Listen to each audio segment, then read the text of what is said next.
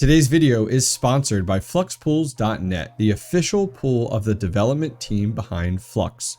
FluxPools is excited to announce their miner appreciation program.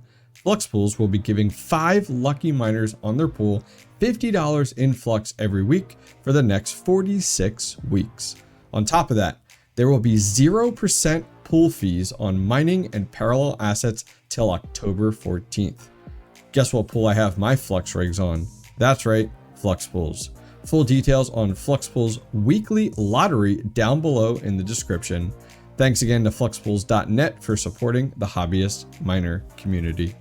What's going on, guys? So we're back here with Daniel Keller from the team over at Flux, and today we have a boatload of questions that you guys posted on Twitter and on YouTube for him.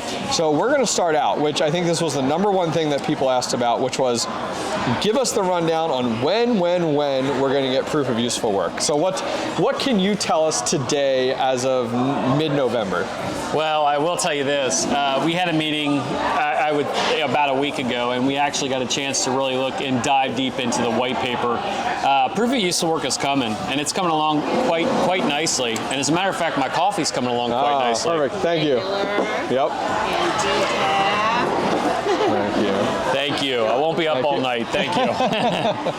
So, I mean, essentially the white paper is done. Okay. Anytime you have a disruptive technology like what proof of useful work will do, we have to be very careful with how we roll it out. I mean, I always say that the legacy Web 2 world would love to get a hold of, of what we're doing. But I will tell you, man, Alex and Davey and those guys that are putting that together. No, I think I'm good. Okay. I think it's coming along quite nicely. I think what they're doing and putting together is going to really, it's going to be a positive thing. Our ultimate goal is to have this on testnet by the end of the year, beginning 2022. In 2022, into Q1 of next year. So, and people always ask us, they're like, how long till proof, mainnet, right? Yep. Proof of use work done the right way is going to take 2 years from getting TAD. So if we started playing with it, we'll say, let's just say early 2023, Q1, which could be Q2 if everything goes well. But so by the we're saying about 2024-ish is when we're talking about mainnet production. Yeah, and now one thing I would mention is the fact that the Flux team tends to be high performers. So I've learned that. We tend to promise things, and then we fulfill them a lot quicker. Do I feel that we'll see it sooner than later? Probably. Okay. The team would probably strangle me for saying that. But reading, all of us working on that white paper together, and it really, honestly, it was a really cool moment because we were all on this call, and it was like that epiphany where it just all came together. And we're like, this is legit. Like, this is going to work. You know what I mean? Like, it's really cool. So, our ultimate goal is, some form of white paper release in December so that people can start to get it. And we want community input. Okay. So we want the people to beat it up. We want the miners to be involved. We want the node ops to be involved. We want them to really beat up the entire process, because really, honestly, that makes us a better product in the end. I call it the world's biggest test net because essentially the community members are involved immensely. And that will shape how it kind of goes into like at Q1, Q2, and then we launch testnet. And then once testnet is online, we've already partnered with Alex. One of the things that he's done, that kid is sharp, like unbelievably sharp. And one of the things that he has done was really championed this in the educational institutions. You know what I mean? Like, we want to see this in the hands of college students that are able to apply, go in and play around with this and actually get it functioning and working. But yeah, I think it's going to change the way we mine. I mean, and ultimately, you and I talked about the parallel assets you mine in the past, present, and future. Proof of useful work takes your graphics cards and allows you to point whatever in the marketplace at whatever makes you the most money. If you can literally tune your graphics card up on proof of useful work, leave it there, and as jobs come in, you're going to basically be pulled for those jobs. It's just dormant, and it's just like it is now. Like with a graphics card, you're part of a pool of some kind that's presenting you the jobs. So now this is me going down rabbit holes in my mind. Is like with proof of useful work. Is it limited to graphics cards? It's not. Okay. And that's the funny thing. Okay. Now, you're never going to see ASICs because they're really honestly meant for one thing, but our Cirrus nodes especially, which is going to be a part of the proof of use for so part of your nodes. Yeah. Okay. So you're going to see FPGAs. Okay. You're going to see, older server. It goes back to that whole run till death philosophy that we have. Yep. So older servers. You're going to see, Jetsons, like your Xenon Raspberry processors Pis, and your high memory. Yeah. One of the analogies I like to use is like, back in the day when we were mining, my 1070 Ti's were my workhorse. Yeah. Like I love them. I still have them. Yeah, and I still have mine as well. Well, wouldn't it be nice if we could get them back hashing and actually making some money? Sure. So putting them back in, having 1 or 2 1070 Ti's is one thing. Having 50 1070 Ti's that you can deploy on a rendering job. That'd be cool. Now all of a sudden it's valuable. Okay. So, our goal is honestly with proof of use of work is we're not going to rush it. We're going to pace ourselves. We want to get community input. We want to get miner input because they're all ultimately going to be switching. I mean, proof of use of work is nothing new for the node system because essentially that's what they run. Yeah, right? that's what it's useful work, right? Yep. But for the mining side of the world, it's going to take a whole lot of creativity around how that user interface. I think a lot of people are interested in it now because of the sheer factor of like I have hardware sitting around because they're not profitable mining XYZ, even Flux, like the hardware is not possible. So they're looking for an avenue to go.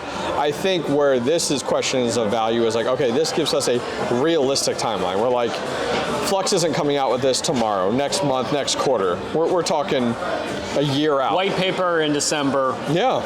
Test net in Q1. Yep. Best case scenario is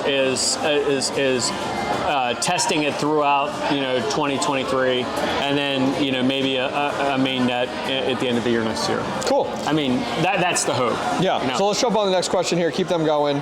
So an individual had asked a lot about deploying on Flux and just if it's putting together a node or if it's just deploying an app, and they're feeling like it's a ton of work.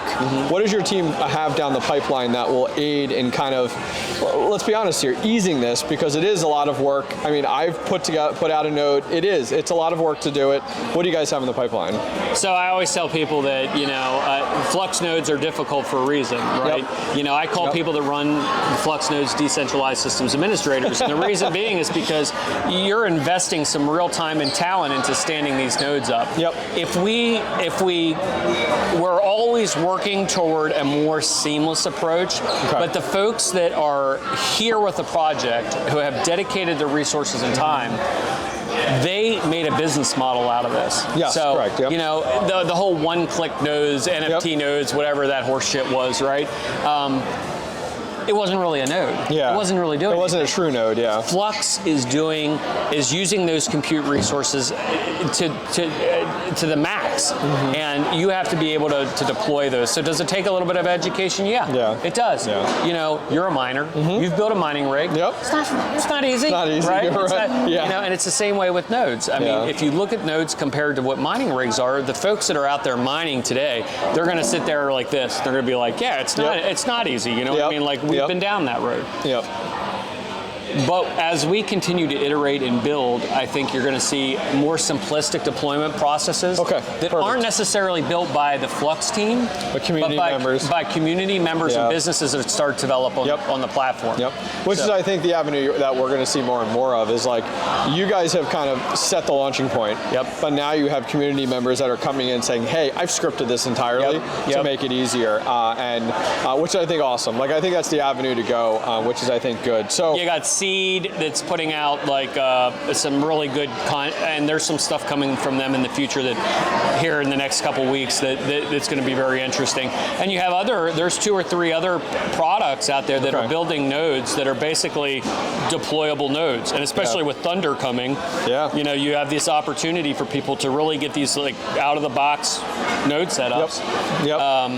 That one click. The other thing I'll say to everybody watching, and don't get rid of your helium miners and don't get rid of your 𝐶IA miners. You know, all right, there's a reason for that. You heard it here first. I like it. I like it. Dan's told me nothing. I don't know what he's talking about. So moving on from there, another individual had asked, when will Zelcore add something like 𝐕𝐢𝐝𝐴 and 𝐘𝐴SPA, which are more well-known proof-of-work coins? Should we expect them anytime soon within Zelcore? I can tell you they are on the roadmap. Okay. I think both of those projects are really good, solid projects. I love proof-of-work for obvious reasons, you know. And I think you'll see them. 𝐕𝐢𝐴 is part of Flux Labs. Usually, the majority of the projects that come to Flux Labs, they almost always end up in Zelcore at some particular point in time.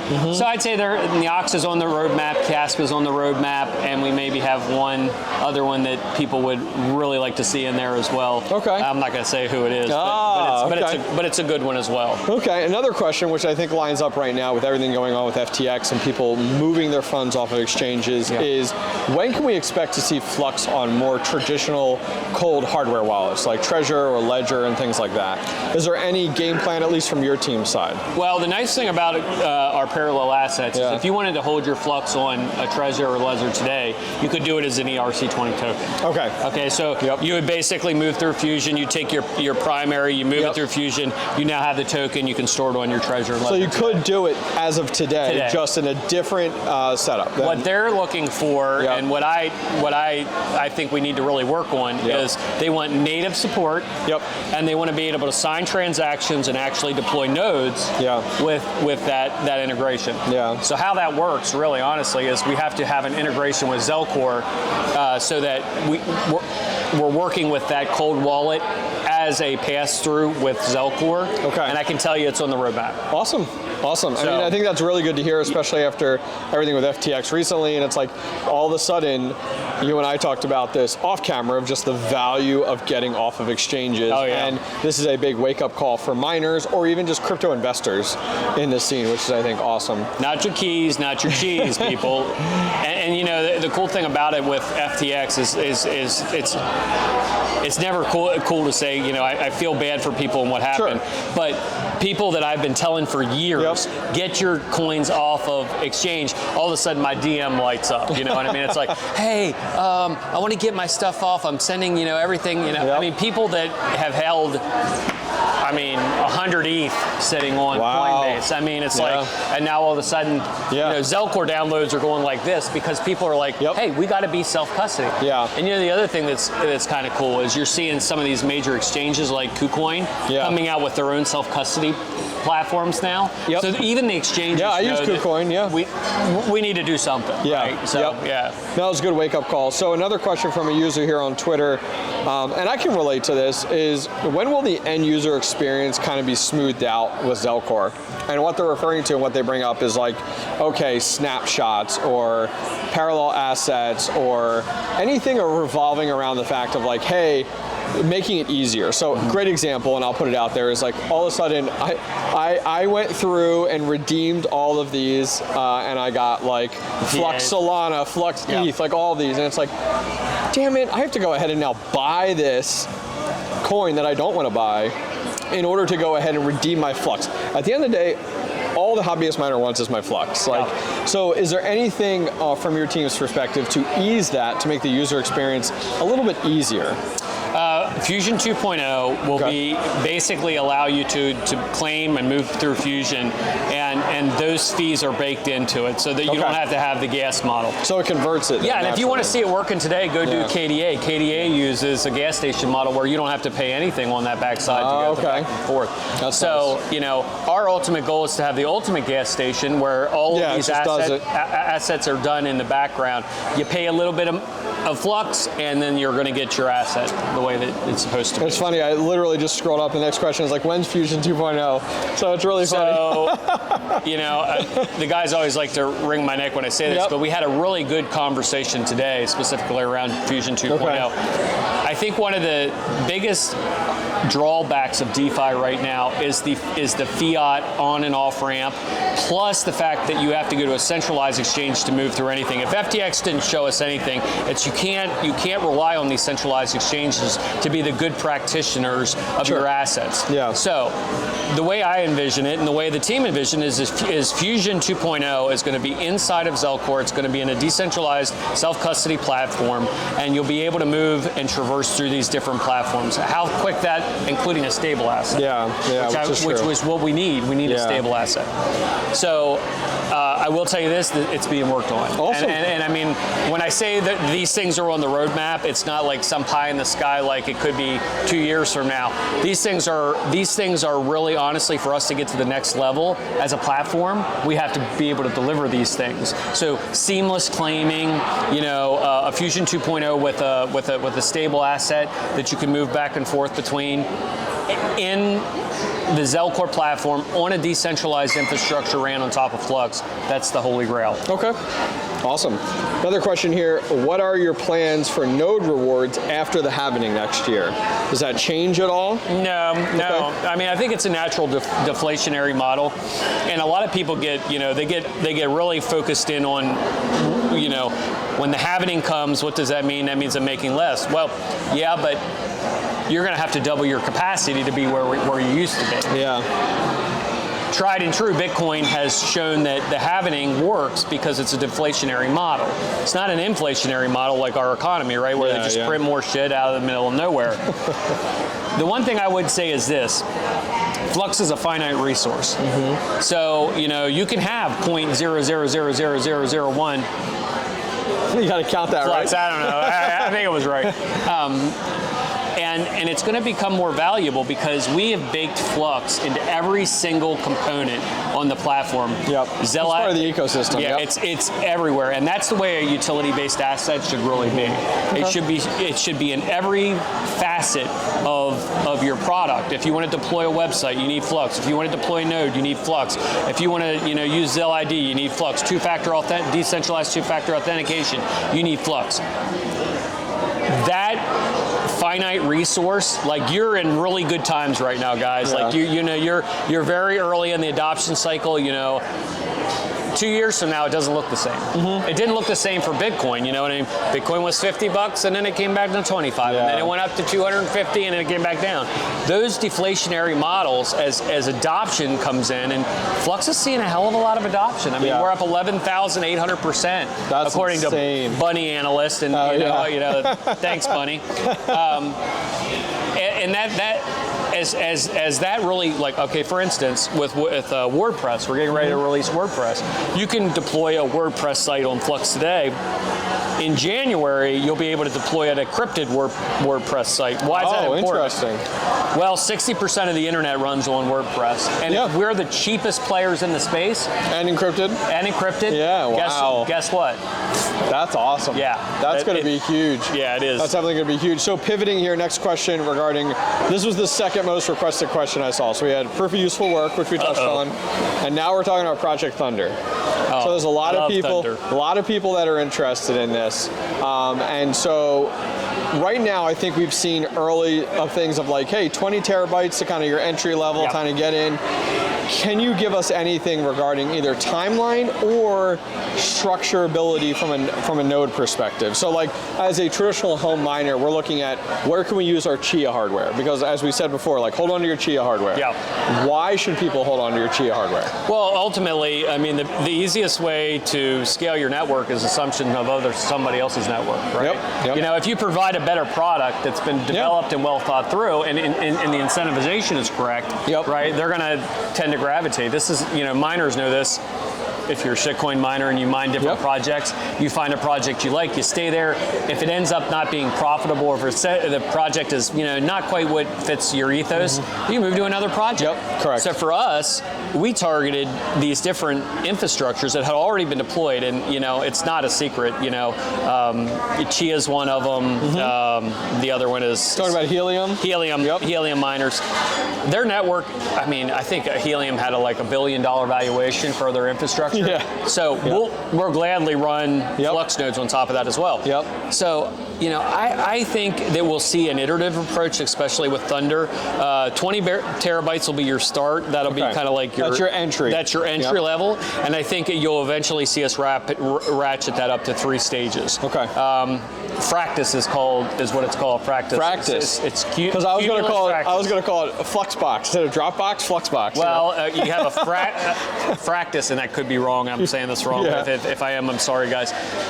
Cumulus fractus means a fractured node. So basically, it's a cloud that's fractured, and you have multiple pieces of this fracture. So the very first one will be that 20 terabyte entry, and then I think we could ramp that up into 3 different sections, and not only that, we could start to deploy that on other nodes as well as we need it. So our ultimate goal is to scale appropriately. We don't want to have hardware just sitting there churning for no reason at all.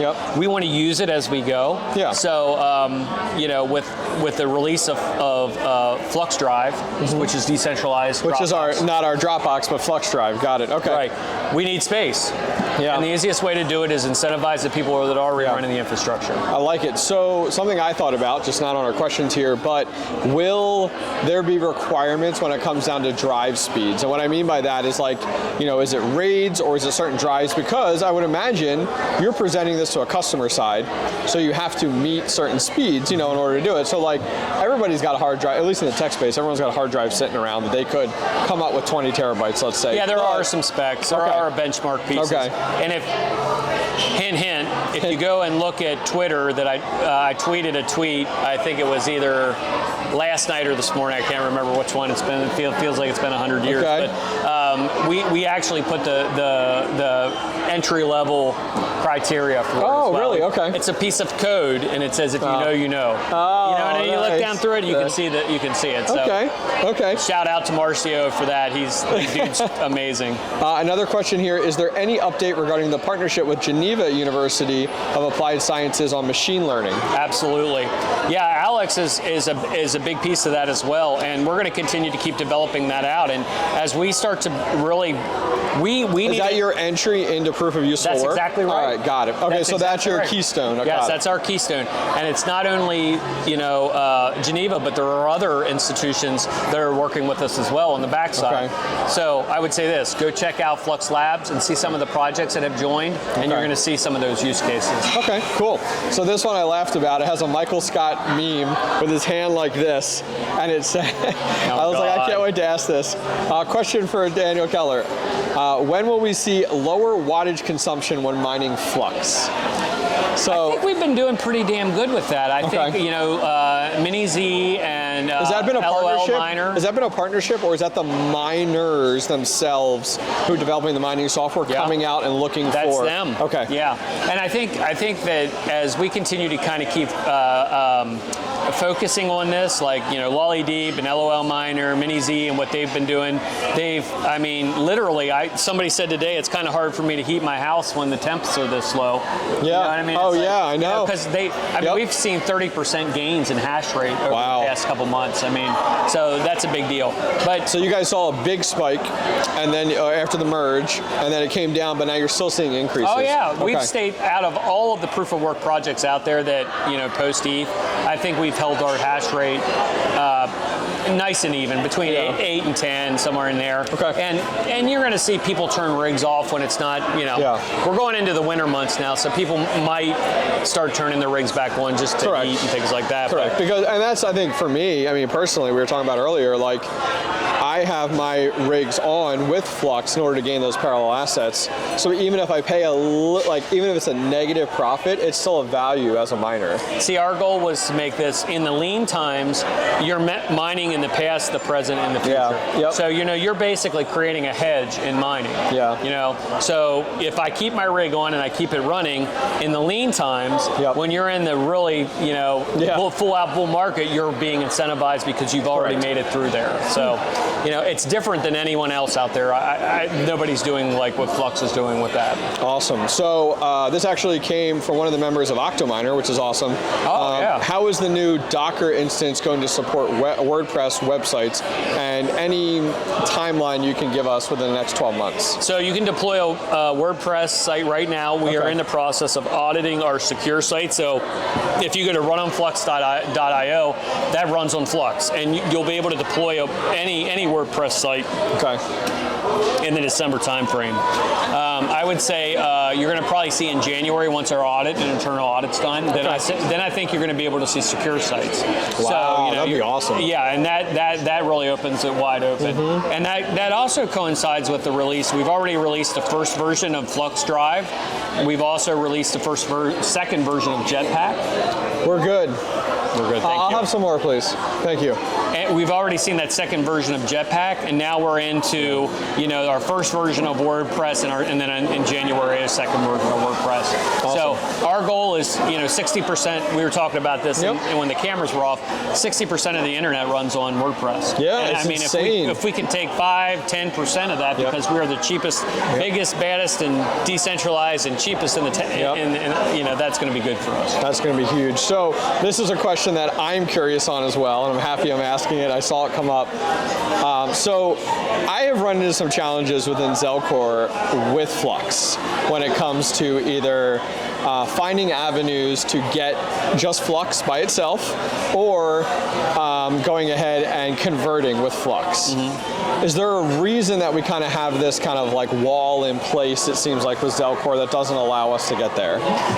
All right, so expand on that. So Sure. You're saying you're moving from the primary asset to a parallel asset? No, it's more the other way around. So the questioning here is, when will 𝐓𝐶ore support cashing out to a fiat, or when a popular exchange support cashing out with Flux? So for me, most of my challenges have been converting to Flux. Yeah. It seems like there seems to be is there actually, have you taken steps to say, hey, I don't want us to get to that point? Or here's a great example, Flux to Bitcoin.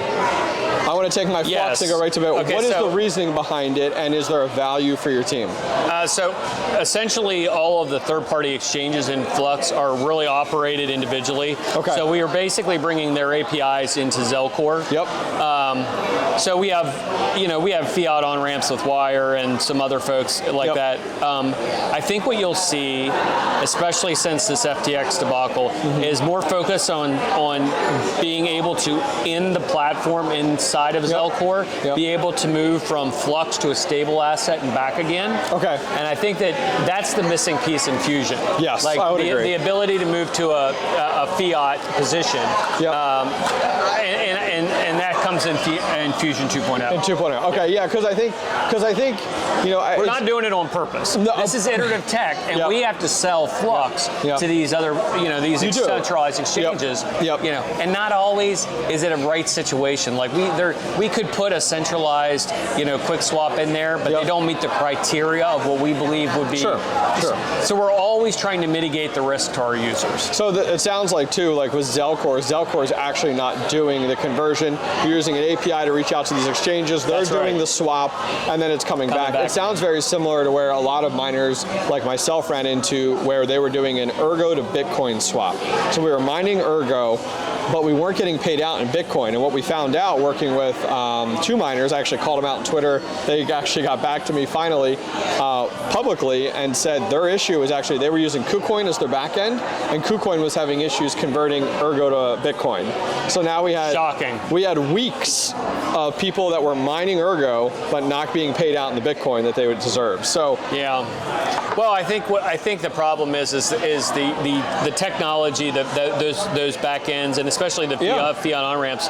They're learning as they go. It's just not developed yet. It's not like our standard institutional finance system. I mean, these are all disruptive pieces. You're creating it on the fly. Exactly. Especially with 𝐓𝐶ore's integration with whatever exchange is there. Exactly. It was funny. I went back to KuCoin, or went back to two miners and said, hey, just a food for thought, have a backup exchange available. So when KuCoin's not available, it's like a rule of thumb. You can put Gate in there, you can put a whole bunch of different ones in there. Crypto.com, there's a whole bunch of them that could do it.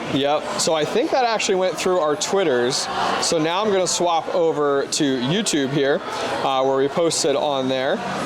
We posted on YouTube under the community section on my page. We're going to check this out here. Let's see here. We talked about CASPA, so that's good. Here's an interesting one. Get some detail. Why is Zelcore so expensive? Gas prices to claim parallel assets are nuts. Yeah, well, I mean, the problem is you really have two sets of fees. You have the set of fees that's the gas model that powers it. So if you have Flux ETH and you're moving through Flux, we know how the ETH fees are, right? So, So they're going to be high. And then people should not be surprised. Like we came from ETH. Like they were through the roof, people. Yep. And the only transactional fee inside of Zelcore is infusion. Okay. You know what I mean? So I mean, they have to pay the bills essentially. I mean, this ethos that you can't ever charge a fee you could for go a better free, product. but then Zelcore would have to have a monthly subscription. Yeah, I mean there'd be tons of stuff. We've looked at different avenues. You know, Zelcore Plus as like a sub model. And then adjusting the price accordingly and all this. We've looked at all these pieces, and the best thing for us to do is we've continued to ratchet those fees down appropriately as the networks will allow that. Like to claim KDA, a little bit of nothing. Yeah. And they got gas stations, they have everything. To claim ETH or to move back and forth between ETH, it's salty. So we hear that plea, and we're going to continue to keep looking at that and addressing that as we can. But you guys got to remember, if you want a solid product that continues to keep developing and iterating, you have to be able to pay something for that product so that we can keep the devs on and we can continue to keep building the product. Come on, you don't want a Raven coin here, people. Come on. Yeah, and what you don't what you don't want is basically it being handed over to the community for them to be able to do it, because honestly, it's just, I mean, look at some of the wallets out there, guys. I mean, they're rough. Quite frankly, they're rough. I mean, Zelcore probably, and I'm not saying this is because one of my projects. Sure. It's one of the best wallets out there. 100%, 100%. Yep. So here's a question which I don't think you're about to answer, but I'm still going to ask it. When's the price of Flux going to go up, Dan? I'm not going to answer that. I will say this though, and there's always in a bear market like this, you and I talked quite a bit about a bear market and kind of getting through this. Close your portfolio. Close your portfolio. Understand what you have to do to get through this bear market and continue to keep building and whatever it is and participating at whatever level you can. Standing and staring at 15-minute charts all day long does nothing for you, nothing for your mental health, nothing for the project, and nothing for it just isn't good anyway. So if we know that this entire thing is in a bear market, asking when the price goes up is just it doesn't make sense. Sure. 100%. So the price goes up when the market goes up. Right. That's pretty much what the answer is. So the easiest way to make the demand of the product goes up is for people to pitch in what they have, time, talents, and resources to make that project better. Because the more emphasis we put in a bear market, the quicker that snaps into a bull market. Yeah, if that makes sense. You're right. Cool. So here is one: is there any avenues or thoughts to going down the route of allowing more than 8 nodes per location within IP? We've talked about that right now. Just because I think especially too, because like nodes launched, they've been very successful, which kudos to you guys and your team. So now it's like, okay, I think you've seen that there's a huge value in the nodes. So is there any opportunities? I think so. The whole reason behind 8, 8 could be 10, 8 could be 12. Sure. We want to make sure that as we grow the project, we really concentrate on being decentralized. And what we don't want is somebody to stand up an entire farm of nodes and then push out the small guy. Okay. So, but by the reason that would be like adding an ASIC to a type of exactly. Yeah. So basically, we want people to be able to run, and if you have the talents to do it, run 8 nodes at home. When we've reached a critical point in the scaling of the infrastructure, we will absolutely increase that to allow. So when you need more nodes in order to support decentralization, you'll allow that because people are going to pick up on it in 2 seconds. Absolutely. Awesome. Yeah, and I think what you've seen with Flux over the past several years, especially, is our node network has grown exponentially with our soft scaling process. We had one collateral happening in that, and we did it for scale. We're about 37%, 38% node utilization. Okay. Everybody asks, you know, they're like, okay, at what point in node utilization do you have to collateral have again? Sure. Yep. And that's around 70%. 70%. Okay.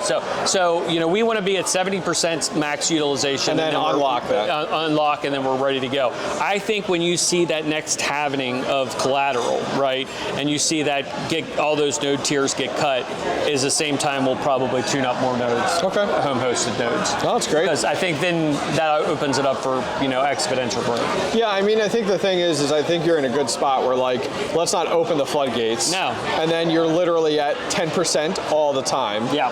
There's a value to it, but at the same time, it's not being utilized. Yep. So I think it makes sense. So on that, I saw the other night that you guys were doing a live stream on Flux, we did. which was awesome. Yeah, so give us the rundown on that, because I didn't know about this, and I saw it and was like, what the hell is this? So you were live streaming a kind of like what you would do like with like a Twitch or a YouTube, but on Flux, deployed via a website. Give us the rundown. Like, what's that all about? Well, the ultimate goal is that we you know, and geolocated too. And geolocated, yeah. So that was a proof of concept we tried to do about, I'd say, the better part of a year ago, and our network wasn't up to snuff yet. We had to go through the scaling process. Why is this important? Well, we ran a live stream, and we had 70 plus people inside of the live stream, and I mean, we had bots in there. We were doing everything to break it. It was geo-located in North America. It was completely decentralized, running on Flux, and we were able to basically have a regular live stream, myself and Davey, and we had Ryan Maddock come on a little bit, and we spent some time doing that. Now, why is that important? Yeah. Well, if you're a content creator like you, right, you want to be able to control your content. Yeah. So being able to live stream in a decentralized manner, not through YouTube, well, you're taking back your 30% that you're getting docked for YouTube, because now you'll be able to accept tips directly with coin requests on that platform. Sure. You'll be able to store your content in Flux IPFS, right? So it's there forever. You don't have to worry about somebody arbitrarily coming in and saying, I don't like your content anymore, crypto stuff has to go. So live streaming, decentralization, back into Flux IPFS for content storage, integration with coin requests for tipping, and puts the power back in the hands of the content creators. And that's exactly what we did. And that's why it was such a big deal. So yeah, I mean, I guess the also question too, the geolocation, how it comes into play is like, for me tuning in from Pennsylvania, I was going ahead and then viewing it actually being served up from a node somewhere locally that was providing it in order to give me the best experience. Yeah, and why is that important? Well, that's huge. Okay, so game servers, content creators, you know, live streams, Twitch style all stuff. Of that, all needs to be able to be deployed. I mean, Twitch literally could sit on top of this. Absolutely. And then the nice thing is you don't get the buffering issues or your ISP issues. You're getting it served up not from, I'm getting it served up from Texas. It's from a random Hoboken town in Pennsylvania, because that's where the node is. So the crazy part is this. We deployed, we had, you know, 60, 70 people on their bots streaming it, you know, geolocation. And you know what it costs to deploy that infrastructure? $9 for a month. Wow, look at that. That's awesome. So that's exactly, those are the things that we want to really focus on, you know, and whether they're game servers or content creators or, you know, whatever it is, this was a perfect use case. I like it. So a question here, back to Thunder a little bit. How should a home miner prepare for Thunder? If you were to say like file systems or requirements or whatnot, like if a home miner is sitting at home with a bunch of hardware, what are some tips you can give them to prepare so that when Thunder drops, they're ready to go? Well, the good news is you've already done that. You've deployed your node. Okay. So it's more or less. So a node is a must then. Yeah, it's more or less a plug and play scenario. Okay. So, you know, right now, benchmark is basically gauging your processor speed, your RAM, your internet speed, and your solid state drive, okay? All we're doing is adding another part of that benchmark in, and that's standard hard drive. Oh, I see, okay. So basically what we're doing is we've already built the framework, now we just have to drop in the so you really, if you have a Flux node now, you literally can then, if you can add the hardware for the hard drive to it, and then becomes whatever they call it, fractal node, and boom. And we know the difference between regular Cumulus nodes and the Cumulus fractal nodes, and that's how you'll be incentivized. Got it. And I assume there'll be a deposit of some kind with Flux in order to enter into that? No. No? Okay. If you're already running the node, if you're already running a node, you're good. You just have to put the hard drive space in, and then you're in. So if you're not running a node, you have to turn up a node, so you have to pay that collateral. Yes. And then after that, you're good to go. Yes. Wow. Exactly. Okay. Cool. So the ultimate goal was to get as many people that are already running nodes, because they're already kind of those decentralized systems administrators. Yeah. Give them the opportunity to make some more Flux on top of it. Thank you. I like it. So we have here, how will the recent Solana problems and Flux association with the project impact Flux? Well, I don't think Solana goes away. I think that they'll end up forking the product, which I think they've already talked about in quite a bit of detail. So I think, you know, it's like somebody asked this the other day. They said, you know, what happens if a parallel asset ends up defunking and, you know. Yep. And I would say this, we wouldn't remove them as a parallel asset. You can always move from whatever chain, parallel asset chain, back to your main chain. So, I mean, it really honestly is up to the person that's participating. Okay. The reason I don't believe Solana will go away is there's too many fucking monkey pictures on there. Yep. You know what I'm saying? So everybody loves their monkey pictures, and Solana is a big one for NFTs and content that's been created on it. Yeah, you're not wrong. You're not wrong. So I think in the end, I think Solana ends up forking. I think that their key devs will end up continue to keep developing out. Whether you believe in Solana as a product or not, you know, that's something to be argued. Which I don't know many miners in my situation that are like, I bleed Solana. It's more like you have some type of stake on it. It's more like, what I hear a lot of is like, I bought NFTs on Solana, so that's where my concern is. Or it's the Helium has shifted from the Helium blockchain now over to Solana. What the hell was that? I'm like, what the shit? Out of all the ones out there, that's the quote stable one you go with? I think they unfortunately fell into what, you know, many people did, and that was the hype train.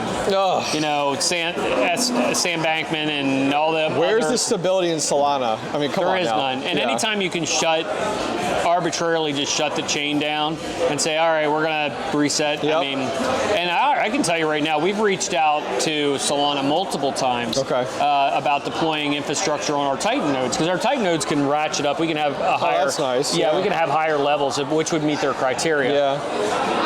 Ghost town.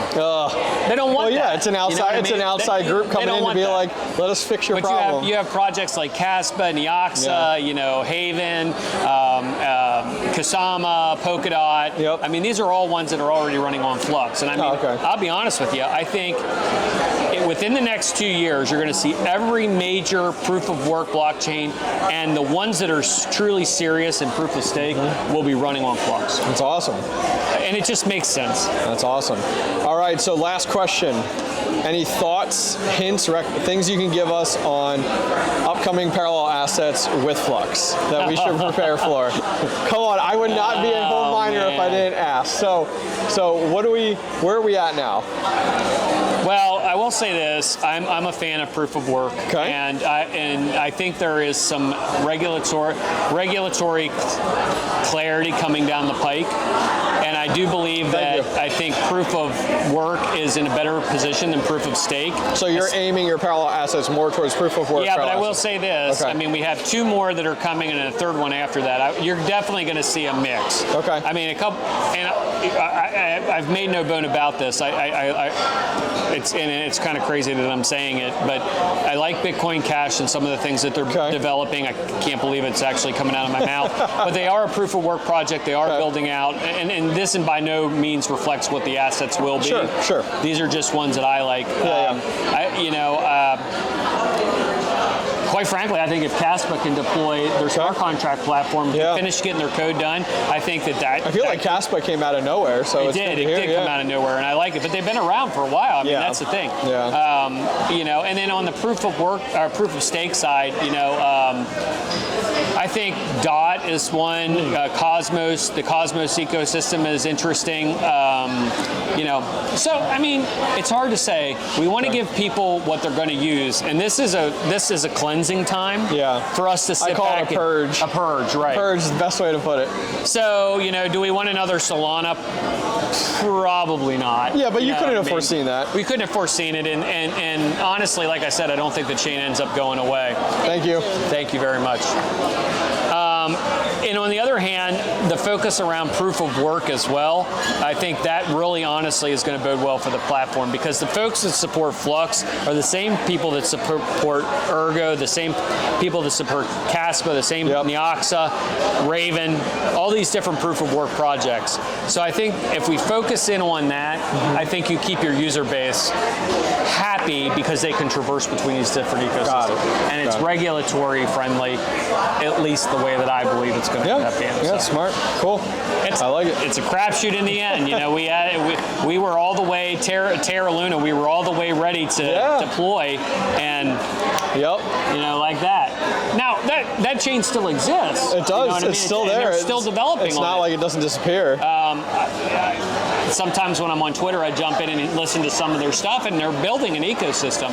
You know, so had we deployed on that ecosystem, it would have been a setback, but it wouldn't have been the end of the world. And the good thing about it is you can always leave every one of these platforms and come back to Flux. Yeah, sure. And that's the way it was designed. Cool, cool. I like it. Well, guys, I think the restaurant's about to kick us out. We've been here for a while, so myself and Dan here are going to head out. But thank you guys very much for joining us. If you enjoyed this and you want to see more of this, we could do more of this in the future. We'll have to come up with a fun little name for it and stuff like that. Steak involved, I'm down, That's right, we're good. So if you guys enjoyed this and you have any questions, comments, concerns, leave them down below for myself and Dan. If you enjoyed the video, give it a thumbs up. And finally, don't forget to subscribe. Take care. Thanks, guys. See ya. Take it easy.